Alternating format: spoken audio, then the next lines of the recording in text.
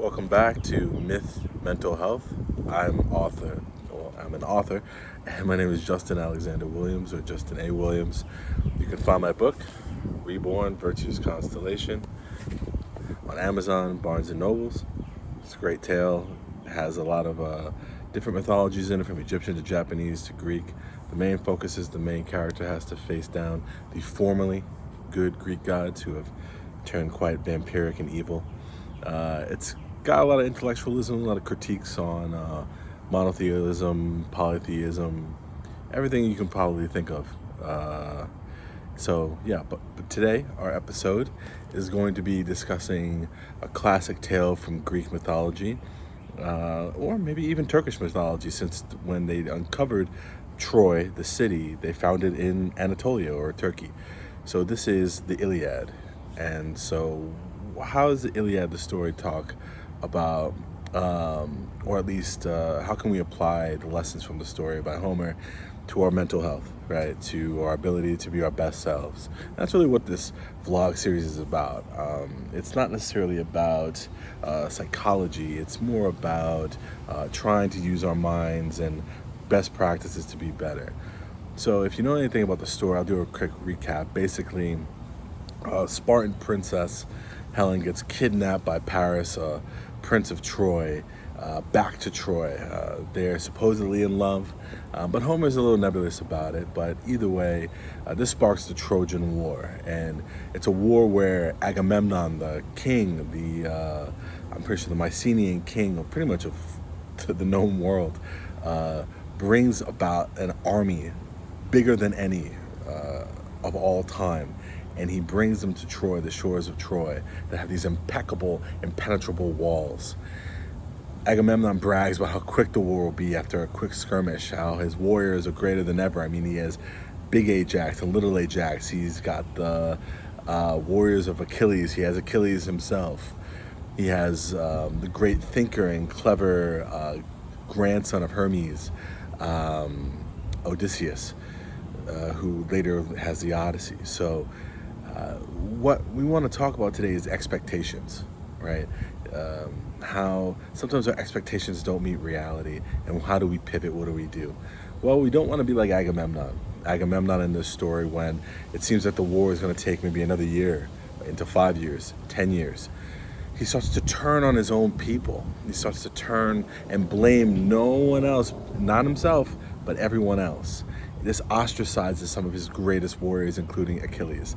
This sets up the events of not only the death of Achilles, the death of Patroclus, the cousin, beloved cousin, maybe even lover of Achilles. Agamemnon expects a good wind, actually, before he even sets sail for Troy, and he doesn't get it, because he's angered the gods, particularly Artemis, who demands his daughter Iphigenia as a sacrifice. This sets up the death of Agamemnon later on in a different story. So expectations sometimes are bigger than life. And I know, as an author and as a now YouTuber, what it's like to have an expectation that you're going to do well, right? I don't think anybody sets out to do anything for the most part without trying to envision their success. We've all heard these influencers talk about envisioning your success. I've even talked about it. But I think most people do that. I think we have a society now, at least in this country, where we are taught at a young age to see what we want and manifest it, right? But what beyond that? What about when things don't go our way? How do we pivot? How do we move on? Well, one of the things we have to do is not turn on our allies, right? We have to recognize who are our friends who support us, our family who supports us, and even that person that you just talked to for 5 minutes, a stranger. Don't criticize and go backwards and say everyone around me, carte blanche, has to be wiped out, as if you're Agamemnon saying that I'm all alone and it's just me and no one else is worthy of title or respect, right? Because things are going wrong, right? This is an ego play. This is not only just the ego, but it's the id, right? It's the id just kind of pumping the ego, saying anger, anger, anger, anger, right? We also don't want to be in a situation where we don't rely on our talents to get us out of a situation. However you want to describe it, whether it's God-given or universe-given or science, biologically given, or we develop them ourselves, talents are the key to getting out of a rough situation. Why? Because a talent is not only something you're good at, it's often something you're passionate about. And if you combine your passion with something you're good at, that is the key to success. And when you get into a position where eventually Agamemnon relies on someone who was not very well known, the king of Ithaca, Odysseus, and his idea, which is to not use brute force, right? We think that sometimes when we are unsuccessful, we just try again. My sister often talks about how the definition of insanity is to do the same thing over and over again. Like a battering ram, you can imagine your life as the big Greek battering ram on the walls of Troy over and over again because you think you're so powerful and you think you've had past successes, this must work. But stubbornness is the key to failure. Stubbornness never works. So he relies on someone who's actually one of the least stubborn characters at first, and that's Odysseus. And Odysseus says, I was watching someone shape a toy for their child, and it turned out to be a horse. And he gets this idea.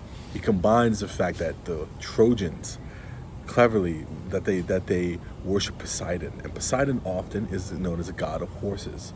Right? There's a story of him chasing Demeter as a horse. So they leave a giant horse that is filled with warriors, the Trojans don't know this, as a gift, the Trojans think, to Poseidon. But it is not. It is a way entry. They take the gift into Troy, and at night the warriors come out and they ransack the city, open the doors, and all the Greek forces come in and destroy and raze Troy to the ground.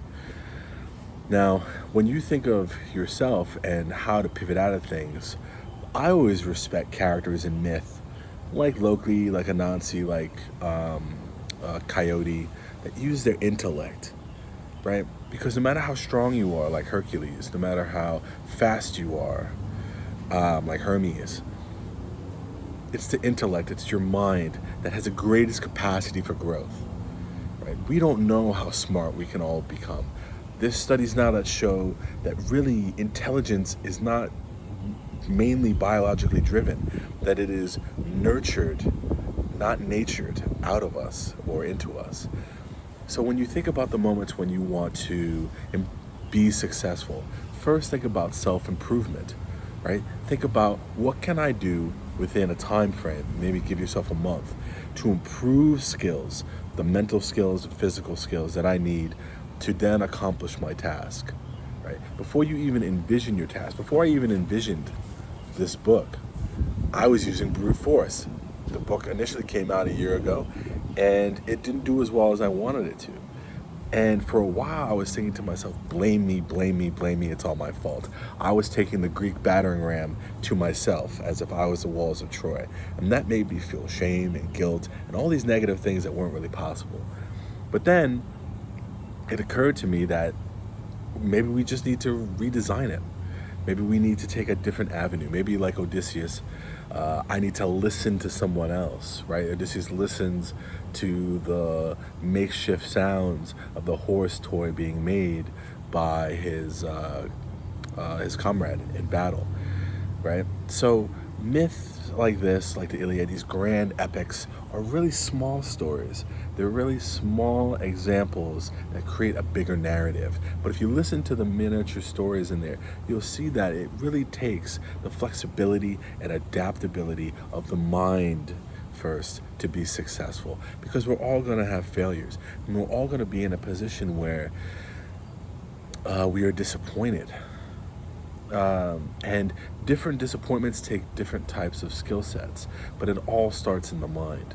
And if you can give yourself 10 seconds of positive affirmations in the mirror, if you could find someone or a writer that you really feel like uplifts you, a song that uplifts you, that you like to sing or you like to listen to, you find a talent in yourself that you can cultivate, not necessarily thinking about the end goal, but thinking about how it imbibes your spirit, right? Improves your mood, right? And from there comes inspiration. right? They say that the muses work on heroes. Muses are not only goddesses that are of all the arts, but they are proclaimers of heroes, like Athena, right? Well, if you want the help of the divine, you have to make the first steps. If you don't believe in the divine, if you believe in science, well, you know that nature has a certain way about it, right? There's a flow to nature. There's a science. There's things you can study about. Why is it that some plants succeed and some plants don't? Why do some animals succeed and others don't? Learn from it, study from it. One of my favorite examples, I'll leave you with this, of a great fighter named Roy Jones Jr. He was a fighter back in the 90s, early 2000s. And what made him a champion is that he studied animals. He thought differently than other people. He didn't necessarily initially box or act or train differently, but he thought differently, and then he trained differently, then he boxed differently. There's so many highlights, and I urge you to watch him, where he's just uncharacteristic. He's uncanny in the ring, and you can see where he's acting like a praying mantis. You can see where he's peppering like a bird, right? Or striking fast and then pulling back, but with all aggression when he strikes like a tiger. All these things start in the mind. Joseph Campbell talks about how the mind is really the realm of a lot of, or at least in mythology, it's the realm of the music god, right? Osiris, Apollo. It is a realm of those that play the lyre. I saw a beautiful metaphor when I was reading a book called Python, where they talk about how the lyre, it's an instrument that has strings and a big bottom and a small top, is really shaped to mimic the spinal cord and the brain and then the heart. And so if you think about it, that metaphor is really powerful because we are the ones who get to play the strings of our own lyres. That's what makes us different than any other species that's ever been on this planet, is we have the capacity to influence and maybe even determine, once we get to a certain age of maturity, ourselves. We can self-determine. You want to get smarter? There's an apparatus for that. You want to get stronger? There's an apparatus for that. You want to be more faithful or dutiful or loyal or more moral? There's an apparatus for that. No one else, nothing else can do this. As much as I love wolves and other cerebral animals, they're not able to do what we are able to do at this level. So take advantage of that. Take advantage of the way that you can self-improve, and you will find the pivot you need to be successful and take down your own walls of Troy and find your own Trojan horse as a trick. So thank you. That's been my time. Remember, I'm an author of Reborn Virtues Constellation. Like, share, and subscribe. Smash that like button. Subscribe if you enjoy this. And go out and check out my book. It's got a great cover. It's got it's a great tale. It's got great art in it as well of every scene. We worked hard on it. So I'd appreciate the vibe. But thank you anyway, and see you next time.